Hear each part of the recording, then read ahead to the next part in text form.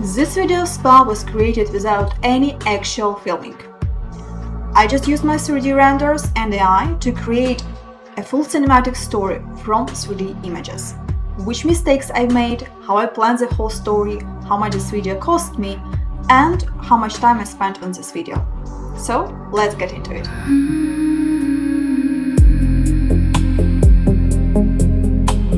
First and most important thing is to understand the purpose of your video. In my case, it was to present interior of the spa and to show the atmosphere of the space.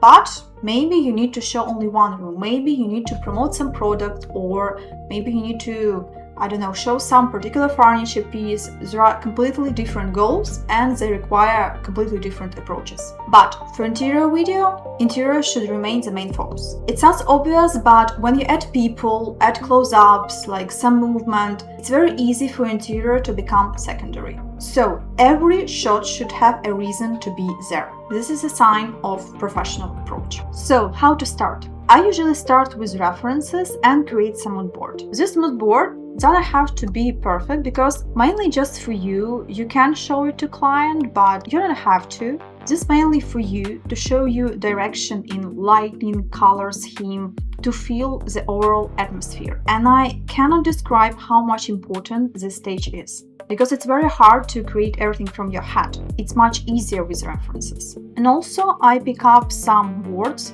which associate with this space, and I choose like relaxing, warm, water, tranquil, serene. And I feel this also gave me some direction for my future shots. So next, I rendered images in my 3D software. At this point, it doesn't have to be like high quality images. Just preview is quite enough, because you just have to find this like perfect composition, perfect shot, to find something what was to be shown. And when I found this shot, I created story in Mirrorboard. But how I actually planned the story, I just thought, how would someone use this space? And there are like a lot of different approaches, but I feel like this one is the easiest one. It is definitely works. Just think, how would someone use this space? So first shot was predefined because client wanted to show the logo, so here it is. And we also found the second character of the space, which is like blonde woman, because the main character is interior, right? So here woman enters the spa. We see her just some part of her. Also here you can see like the reference for this. I described like everything what I want to show. So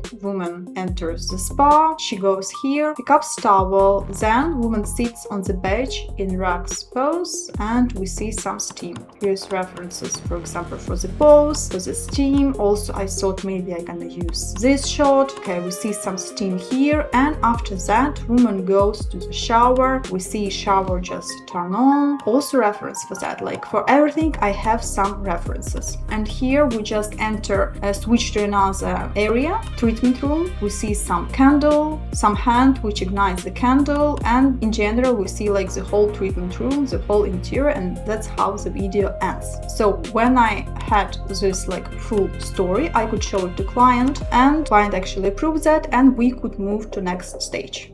After storyboard was approved, I rendered images in 3D Max, and I used Nano Banana to generate images. Of course, I used ChatGPT to help me with the prompt, but here is some very important thing. Don't just copy a prompt from ChatGPT and immediately press generate. Read it first. This is like very important, because AI prompt usually very long and it's not always what you want, because sometimes when you just like paste prompt from ChatGPT, you're gonna spend some credits, you're gonna wait like for 1 minute and the result will be bad, and you do few these attempts, and believe me, you're gonna be irritated and you're gonna spend like a lot of time on that. So don't be lazy, read your prompt. So with the second shot, I had like these three references. So this is like actual image, this like reference for the whole idea of the shot, and our woman. And first I got this result. This was like the wrong direction. I want her to walk out of the shot, and I just like underline a few times, walk out of, woman should walk out of the shot, but again, not what I wanted. Also I emphasize that woman should be like blurred, and main focus focus should be on interior, woman should be like darkened. Again, wrong direction, and eventually I got this perfect shot. So not many attempts, I would say. And in the description you can find all prompts which I use, all successful prompts.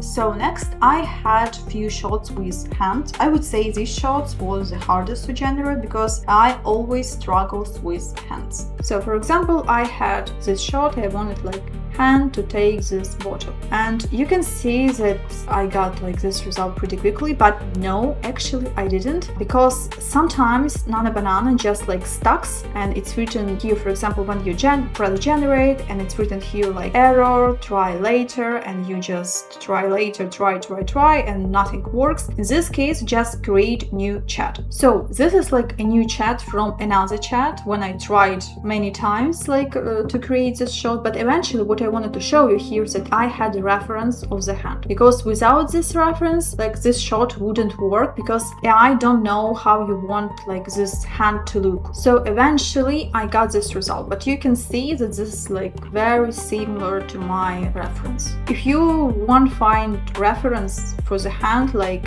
it's not gonna work, believe me, it's not gonna work. You're gonna spend like a lot of time and you won't get result which you like. So eventually I generated all these images. This shot was also easy to generate, I would say. This one, because we have hand, it was like few attempts, of course. This 3 was pretty easy to generate. This one I made in 3D Max. Also like water stream was okay. And again, shot with the hand, I had to find reference, and when I did, I got this perfect shot. And after generating all the images, I noticed that Nano Banana changes color palette like a lot. Let's look at it. For example, this shot, like you can clearly see this one is like purple. I hope you can see that, because like from my screen it's like obvious. And I would say almost with all images I had like this problem. Some of them were purple, some of them were like more greenish. So the best thing you can do is to scroll through all images like this, so you could see that everything is okay, like color palette is okay. Yeah, here I wasn't sure what shot I'm gonna choose. And remember, consistency is much more important than making every single shot look dramatic on its own.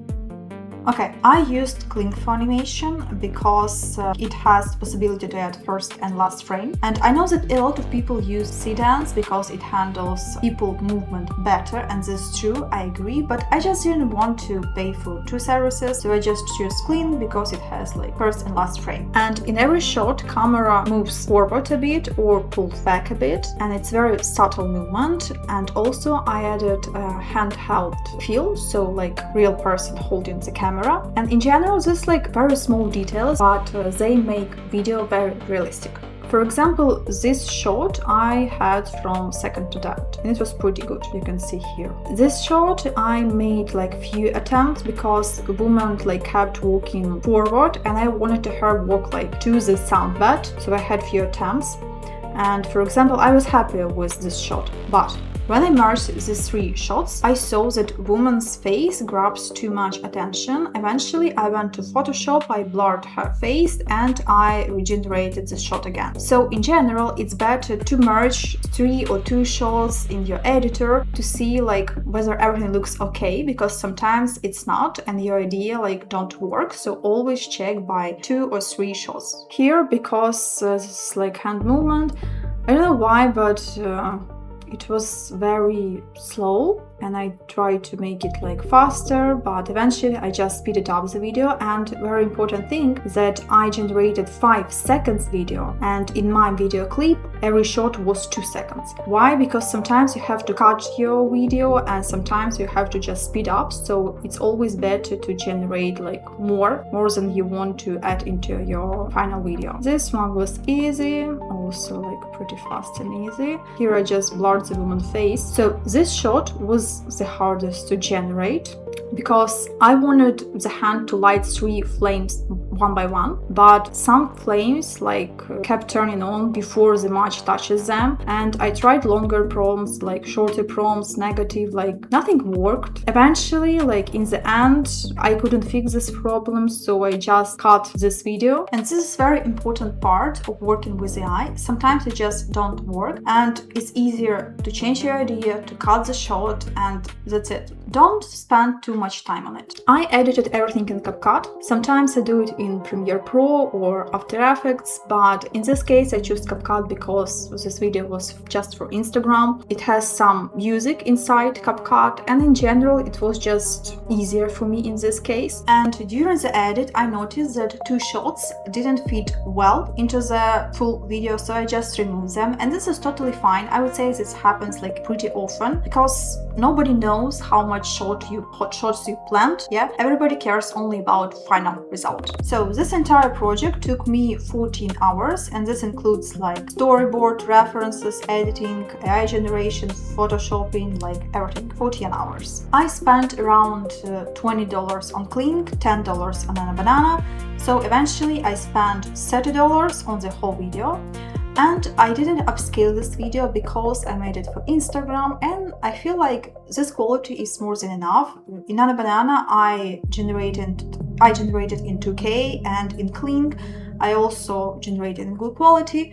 Of course, if I were doing this video for a website, I would upscale it with the bus. But for Instagram, I feel like this is more than enough. So that's how I turned static 3D images into full cinematic story. All prompts you can find in a link below. Have you tried to create similar video? If yes, write your experience in the comment. I would love to read that. And don't forget to subscribe, hit the like button, hit the bell button. And thank you for watching, and I'll see you in the next video.